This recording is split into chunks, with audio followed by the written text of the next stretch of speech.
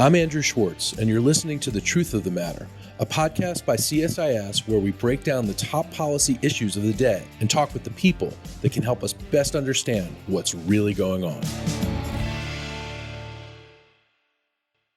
I'd like to welcome to Truth of the Matter a very special friend, Assaf Orion, who is a retired Brigadier General in the Israeli Defense Forces. Assaf served for 32 years on active duty. He is currently in the reserves, and he's been called up since October 7th, working hard with the IDF. He's also a fellow at Washington Institute for Near East Policy, and he's also at the INSS, the Institute for National Security Studies at Tel Aviv University. During Assaf's long service, he headed the strategic division in the IDF General Staff Planning Directorate. He served in different roles in the Israeli Defense Intelligence apparatus, serving in both Intel and SIGINT. Assaf, welcome to the podcast. This is extraordinary circumstances we're talking under, and I'm so glad to be with you. Shalom, Andrew, and thank you for inviting.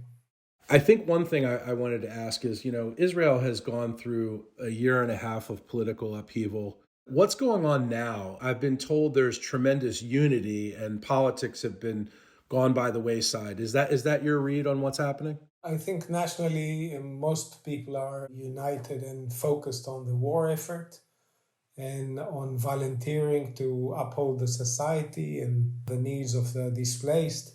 We have almost, around 200,000 people displaced from our northern and southern borders. You see some islands of low-life politics, but I think by and large the society is united around the retrieval of our hostages, the release of our hostages, our fighting forces in Gaza, and supporting the communities that have been bereaved and massacred in that terrible Saturday on October 7th.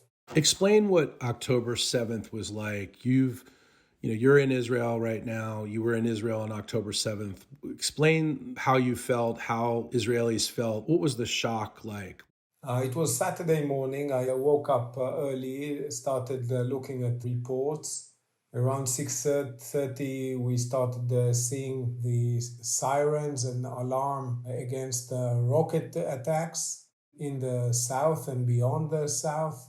It looked a bit extraordinary because just a few weeks before that, we reached, the government has reached an agreement with Hamas on better economic measures and more working permits for Gazans in Israel and so on. So it came out of the blue in a sense. But shortly afterwards, there was a video clip moving around showing a white pickup with black gunmen in one of our southern towns in Sderot. This was totally out of the ordinary. Then came more and more reports of terrorists roaming southern Israel, more and more communities being attacked. And within a few hours, I already went to my unit and started my active duty. Only later did we understand the size, the scope, the fact that about 4,000 rockets were fired within the first 4 hours, and then understanding that about 3,000 Hamas terrorists punched through our border fence around the Gaza Strip and assaulted border communities, our IDF units, overwhelming the defenses, conducting mass murder, rape, and what have you. It left more than 1,200 dead, 240 hostages in Gaza, and 1,000 more injured. So the beginning was a kind of a system shock. And then and there we started climbing up from this ditch that we found ourselves in. When you say black gunmen, you're talking about the black uniforms of Hamas. That must have been, even to battle-hardened soldiers who were not on the scene, to see video of that. Anyone would think this is terrifying, considering the communities in southern Israel felt pretty defenseless. What was that like to see that? First, you don't understand the scale. When you see just one pickup, say, hey, this is ISIS style, the same pickups and then the same apparel, so to speak, with the heavy weapons. They came armed to the teeth. Their armory was very, very impressive. When you see one, you say, okay, it might have been an isolated attack. But when you scale up to 3,000 people on bicycles, like motorcycles, and more pickups like that, and spreading across the border area communities, going from home to home, shooting whole families or kidnapping them to Gaza, attacking a music party in nature, butchering almost 300 people there. This is something in a scale and a shock that we haven't ever seen in the history of Israel. This was the bloodiest day for the Jewish people, I guess, since World War II and the Holocaust. And since then, as you said, Israel has been trying to climb back and has been fighting pretty much full throttle in the south. Are you worried about a more regional war? Are you worried about Hezbollah? Are you worried about the Houthis, etc., the Syrians? What is the concern right now with that? Most of what you hear is the focus on the Gaza and Hamas frontier. So it's like a bilateral battle between Israel and army of terror residing in Gaza, but also having branches in the West Bank, in Lebanon, in Syria, and elsewhere. But zooming out, just as you said, we see multiple frontiers open up. Now, since October 8th, Hezbollah up north in Lebanon has been shooting and launching missiles and rockets and sniping and even border infiltration attacks across the blue line, the border between us and Lebanon. They're openly saying we do it in solidarity and in support of Hamas in Gaza. We're trying to divert and pin down Israeli forces to make sure that the IDF cannot focus all its efforts on the Gaza Strip. And you could hear it in their speeches, in their media channels and so on. They document, they say it openly. So we have a kind of an open frontier with a low intensity war of attrition on our Lebanese border. But we need to admit this is the highest intensity that we saw since the Second Lebanon War in 2006. At the same time, there is a pretty high level of terror attempts and attacks in the West Bank. Just today, there was an attack of 3 gunmen from Hamas, from Hebron. They killed 1 soldier and injured 7 or 6 more. All of them were killed, but they definitely came for a killing spree. So West Bank is another frontier. In Syria, we see a flow of Shiite militias and Iranian weapons going from Iran through Iraq to Syria and to Lebanon with Hezbollah, advanced weaponry and so on. And we also received some rockets fire from Syria itself. You probably read that Yemen is launching ballistic and cruise missiles and drones at Israel and over the Red Sea. Some of them were intercepted by the US CENTCOM fleet, some of them by Saudi Arabia, some of them by Israel's own ballistic missile defense Arrow 2 and 3. Iraq has been threatening. The Houthis in Yemen are also threatening the sea lines in the Bab el-Mandeb Red Sea Straits. So we actually see the whole of what Iran has been establishing, the axis of resistance, when all the members somehow share the burden of fighting Israel, seemingly without, one guiding hand. But it's difficult not to see the resemblance in methods, in weapons, in the synchrony of attacks, even if it's decentralized. Each of those proxies decides when to go ballistic. We're focused on Gaza, but we're looking at a multiple front engagement. When it comes to Gaza, U.S. officials, British officials have said that not only was Israel caught unaware of this, but the United States was caught unaware of what happened on October 7th. None of the U.S. intelligence thought it was happening. British intelligence and Israeli. Is Israel now ready to face all of these other threats? We were definitely caught unprepared and surprised. We will investigate and do, the official inquiry into how we got there. There are at least 2 intelligence failures, both a basic surprise and a situational surprise. Understanding the mindset that Hamas leadership is in, we thought they were more focused on economy and governance. Failed to see that they're preparing a huge onslaught, the largest they ever made. We failed to see the operational scope or the strategic scope of this attack coming. So even those who suspected that something is coming thought of something much smaller in size and scale. Definitely on the situational aspect, we failed to early warn about this time frame.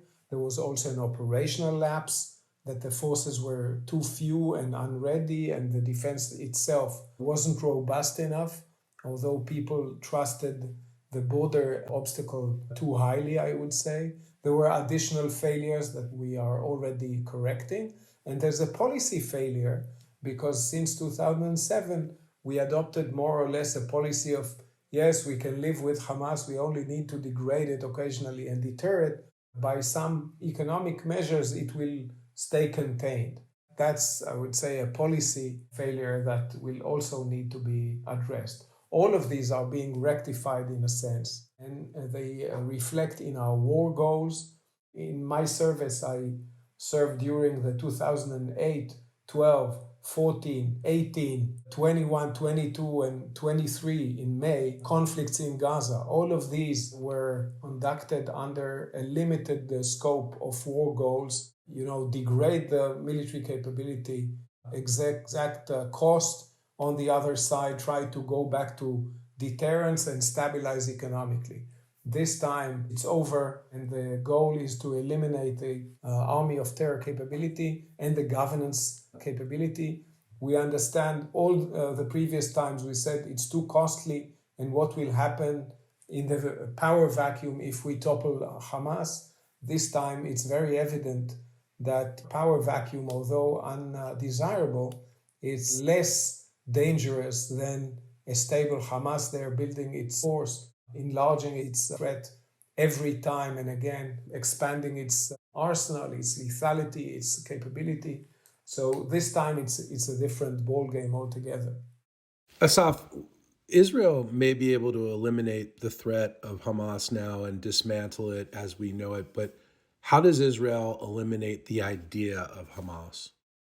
It's not for Israel to eliminate the idea. It wasn't the idea that came over the border. What committed this massacre is a military capability, an army of terror capability. We already see the rocket fire, since they already shot about 10,000 rockets at us, by the way, causing limited damage, much thanks to the Iron Dome and other missile defense systems, the David Sling and so on. And that's a moment to be appreciative of the US support of the development and deployment of that system. So the threat of the rocket fire is still there, but it's much smaller now. When we go in and degrade Hamas military capabilities, the military units, the command and control people, the leadership, the underground infrastructure, their weapon system, their anti-tank, their naval, air, and Nukhba, this commando unit, all of this will degrade their capability. Now, we need to be realistic. It's not something that will be completed within a month, within 2 months, within 3 months. But we understand that this time, as I wrote in my recent piece in Foreign Affairs, we are looking at a long war. We need to be able to go for the long haul. It wouldn't be in the same intensity that we see now in the current phase. We're going through phases. The next phases might look differently in scope, in volume, in size. But over time, we will degrade gradually and defeat Hamas. And then the idea, we need to compete with other ideas in the Palestinian realm. It's not for Israel to create, competing ideas for an Arab and Muslim audiences. This is for Arabs and Muslims to do. And looking at our partners around the peace countries in Egypt, in Jordan, in the Abraham Accords, definitely I think the UAE should be lauded for its brave and blatant denouncement of terror. And I think they provide an alternative ideology to this radical eliminational ideology. I believe that there are alternatives out there. They will need to fight between themselves and compete. And we're not aspiring or presuming to change the ideology. We are seeking to degrade and defeat the military capability, enabling the terror to go on. Asaf, Hamas had to know this would be Israel's response, a heavy, heavy response. Are they getting what they wanted? Tens of thousands of civilians in Gaza killed and injured. Some of the anti-Semitism around the world is increased, by hundreds of percent. Countries are lining up against Israel. Is this what Hamas wanted? Is this why they did this?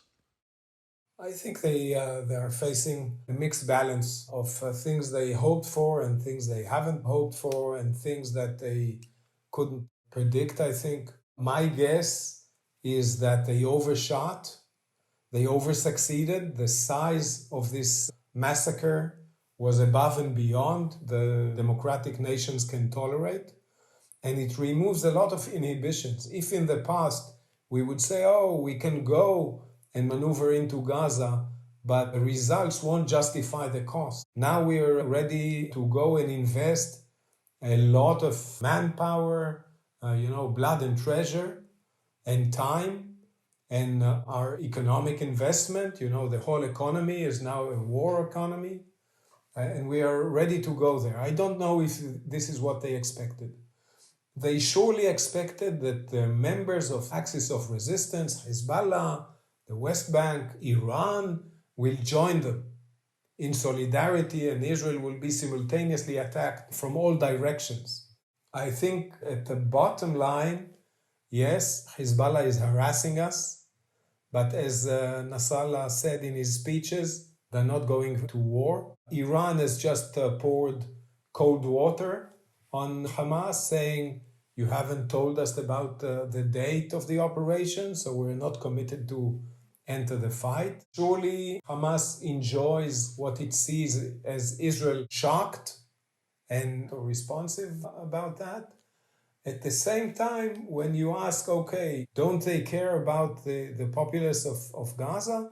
It was very telling to hear one of their leadership being asked, why aren't there shelters for the population?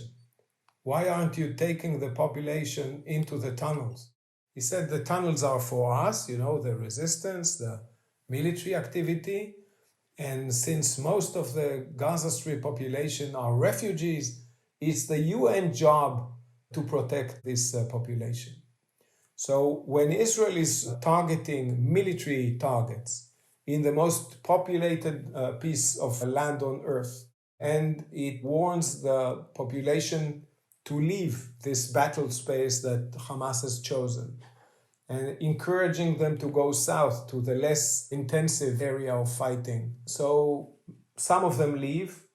Hamas is working proactively to stop it, putting roadblocks, taking people's car keys, even exploding explosive device inside the convoys of people going south, shooting mortar shells at the people leaving and trying to maintain this human shield around them. And when Israel is warning and encouraging evacuation of the battlefield, so only combatants will stay, that would be much more desirable than having this war amongst the people.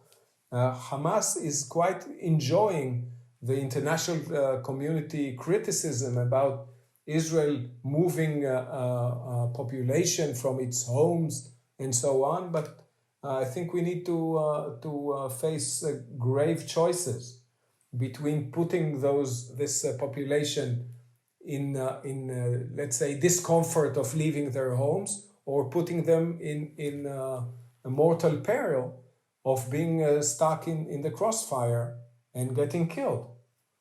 And yes, I think that Hamas is waging this war, choosing the battlefields, using the sanctuaries, hiding in hospitals, using sanctuaries and protected areas as, let's say, military location of its choice, and then using it both to deter Israel from attacking it, and then if Israel attacks it, to try and tarnish our reputation and and get us to bleed reputational cost in this sense. When the United States and Israel have both said, independently of each other, that Hamas is using hospitals and other civilian places to store weapons, to store fighters, why are they still winning the PR war when it comes to, nobody seems to believe the United States. Nobody seems to believe Israel. It's a question of predisposition. I think that the Iranian school of war, using hospitals, using mosques, using schools, is actually abusing the international norms. When a democracy wages war by law, by the international law, by the law of armed conflict, and it targets only military targets, but the military targets is embedded inside those sanctuaries or populated areas or urban areas, you find yourself stuck between your own values and an enemy using your values against you. But to uphold our values, we need first to stay alive. So we still uphold the law. We attack only legal targets. We used to go above and beyond, before attacking a military target, we used to call the building and attack it with a small munition. It was called the knock on roof, and then allow the residents to leave. But most of the time, the military targets also leave. Like the Hamas leadership left those buildings. And this time around, we said, okay, we need to eradicate military leadership and military command and control and other command posts and so on. So we warned the populace in general. Everybody should know that if they reside with a military target, it's a legitimate military target to attack. And they even, at the early stages of this war, they complained that we attack without pre-warning. So we actually habituated them into this almost polite sort of fighting. So they threatened that if we attack without pre-warning, they will execute our hostages. We are looking at an enemy committing an endless number of war crimes with its own military strategy being based on war crimes. And we need to fight it, but uphold our values and do it legally and uphold our ethics, our support from like-minded nations of the West. So that's part of the expectation.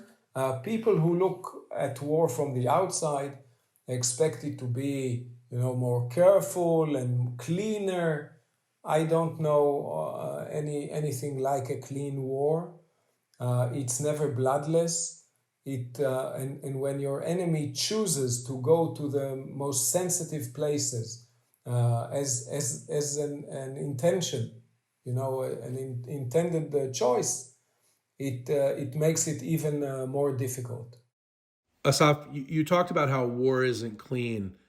What is the fighting like when you're trying to get into these tunnels, when you're trying to get beneath a hospital or a building? How are the Israeli soldiers fighting, and how successful has the IDF been in degrading Hamas and Hamas's leadership there? It's an uphill fight, or should I say it's an urban fight. As I said before, it's a very densely populated area, very densely built. We're now fighting at the northern parts of the Gaza Strip. We sent in forces both from the north along the coastline and from the center, cutting into the coastline and then trying to meet each other, turning towards each other. We're fighting at the heart of the Hamas kingdom, so to speak, their military leadership or military command area and the political governance center. This is like the center of gravity. We sent there very heavily armored, both infantry and tanks, We have very heavy armored personnel carriers called the Merkava APC. It's actually an infantry fighting vehicle. So they're very heavily armored, also with tank or armor protection systems, the trophy system that shoots down incoming anti-tank missiles, threatening those vehicles. We work with a lot of bulldozers, armored bulldozers, and with very, very close and intensive air support and fire support accompanying the forces. So they basically maneuver into the areas where the Hamas battalions and brigades are. They're meeting the defenses of Hamas. Hamas forces are using the subterranean infrastructure, about 300 miles of tunnels of different sorts. That's where the big money that went into Gaza was invested in. They pop up from shafts from those tunnels. They're trying to attack our units from close quarters, trying to latch, explosive devices to our tanks and so on. But the combination of very close intelligence support, reconnaissance support, air support, and very strong firepower rolling forward, it doesn't make it cost-free, because we already lost, I think, between 50 and 60. I need to see the numbers of today of our soldiers, but we assess that we killed several thousand of their terrorists. We're facing something between 30 and 40,000 people in the Hamas military army. We only touched the northwest parts of Gaza, and when you look at the whole map, we will need to address the other parts as well gradually. So we're looking at something that goes slowly, but let's say surely. It's never sure. It's tough fighting, but we're trying to hit them with maximal damage to their terror military, to try to mitigate and to decrease the damage to the civilian populace, and of course to keep our own forces safe, and to prevent any recurrence of attacks against our population. But we're still getting occasional rockets flying from Gaza into our towns and cities, and that's part of this war. And of course, the IDF is also trying to rescue the hostages, which is so difficult considering have kinetic fighting going on. Yes, we managed to extricate and release one hostage so far alive. I just read that we found a body of one of the hostages near the Shifa hospital. Just a few hours ago it was published. Most of them are probably held in hidden places where we can't reach currently. And as we all know, there is an ongoing negotiation mediated by Qatar and others trying to release them. It's a very heartbreaking situation. They're holding there from a 10-month-old baby, toddlers, children, girls, youngsters, elderly, Holocaust survivors, people with special needs, sick people, whole families. We have one border community was 400 people, community. 71 of them are hostages in Gaza. 40 something more were killed. So we're saying a quarter of this community was wiped out, and this is a huge issue for us to release them with huge commitment. But Hamas will do its best to try and use this lever to disrupt the operation, to stop it, to stall it, and to drain down our national will. I think it will fail because the devotion and focus are huge, but it's certainly a huge challenge both to release them and to eradicate the enemy that came and did this heinous crime. Something that's not spoken about very often in the media is that Hamas achieved one of its goals, which is to shrink Israel. There's been hundreds of thousands of Israelis who have been displaced from both the south and also from the north due to the threat of Hezbollah. How long is that going to last? That's a golden question. On the southern communities, they were all evacuated. Some of those communities were literally razed with houses burnt and places blown up. And they really need a huge reconstruction and rehabilitation. That's several tens of thousands of people. In the north, it's a bit different because they understood the threat that was on the southern border. This Nukhba, this Hamas commando unit, has shown the potential.